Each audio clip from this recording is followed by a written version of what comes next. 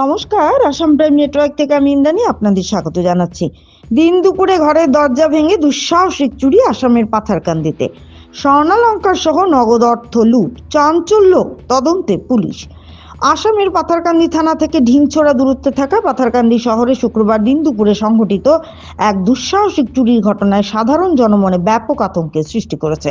এদিন চোরেরা গৃহস্থের অনুপস্থিতির সুযোগ নিয়ে দরজা ভেঙে ঘরের ভিতরে প্রবেশ করে কয়েক ভরি স্বর্ণালঙ্কা সহ নগদ প্রায় 2 লক্ষাধিক টাকা নিয়ে চম্পট দেয় বলে অভিযোগ।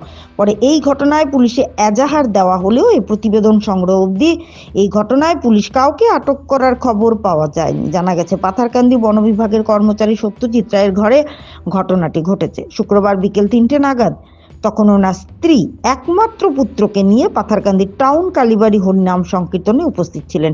এই সুযোগে হাসপাতাল রোডে আইডিয়াল কলোনিতে থাকা তাদের 3তলার উপরের ভাড়াটে ঘরের দরজা ভেঙে চোরেরা হাত সাফাই করে। উক্ত সন্ধ্যায় ওনার স্ত্রী ঘরে ফিরে দরজা ও আলমারি ভাঙা দেখে চুরিকাণ্ডটি প্রত্যক্ষ করেন। পরে খবর দেওয়া হয় পাথারকান্দি পুলিশকে। ভানুচন্দ্রের রিপোর্ট, আসাম প্রাইম নেটওয়ার্ক।